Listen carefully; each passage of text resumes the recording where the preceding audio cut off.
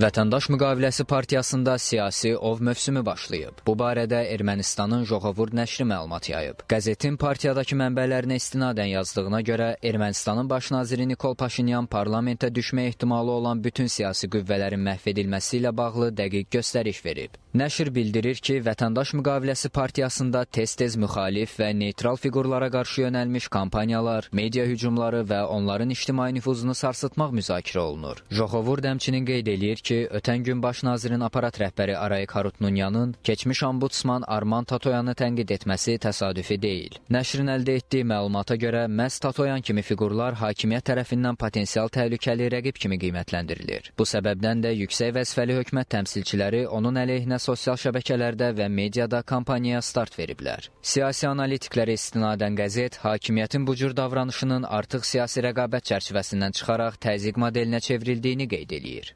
Görünən odur ki, əslində cəmiyyətin ümumi diqqətini cəlb etmək yolu ilə öz rəqiblərini sıradan çıxartmaq Paşinyan üçün bugün əsas istiqamətlərdən biridir. Çünki diqqət edirik, Ermənistan cəmiyyətində müxalifətə təmsil olunanların əksəriyyəti 1-ci Qarabağ müharibəsinin iştirakçıları, eyni zamanda xunta rejimini təmsil etməklə ölkə daxilində də korrupsiyaya əli bulaşmış, kifayət qədər cinayət aktları ilə ön planda olan və rəğbət görməyən şəxslərdir və rəğbət görməyən şəxslərin cinayət aktlarının ifşa olunması Paşinyanın seçki-qabağı dövrdə rəqiblərini sıradan çıxartmaqla bağlı atdığı ən önəmli addımlardan biri kimi qiymətləndirilə bilər.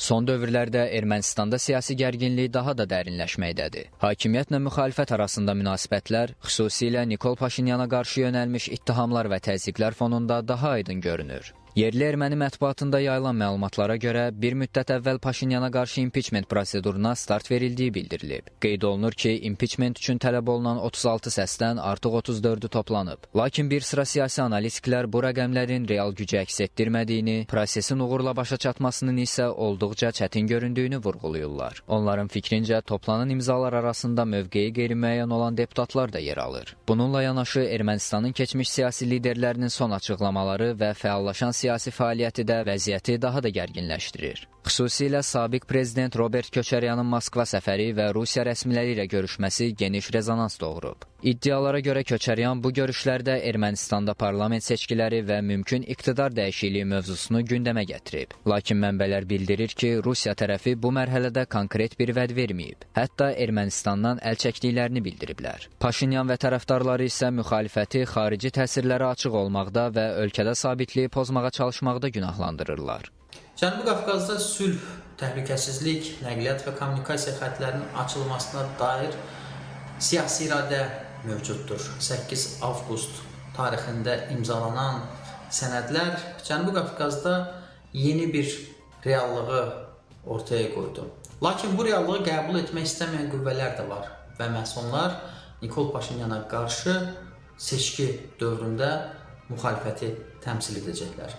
Xatırladaq ki, 2026-cı ildə ölkədə parlament seçkisi keçiriləcək. Mövcud durum isə onu göstərir ki, seçkidən əvvəl Ermənistan siyasi meydanı ciddi toqquşma astanasındadır. Gələcək aylarda proseslərin hansı istiqamətdə inkişaf edəcəyi həm daxili siyasi münasibətlər, həm də Ermənistanın regional mövqeyi baxımından həlledici ola bilər.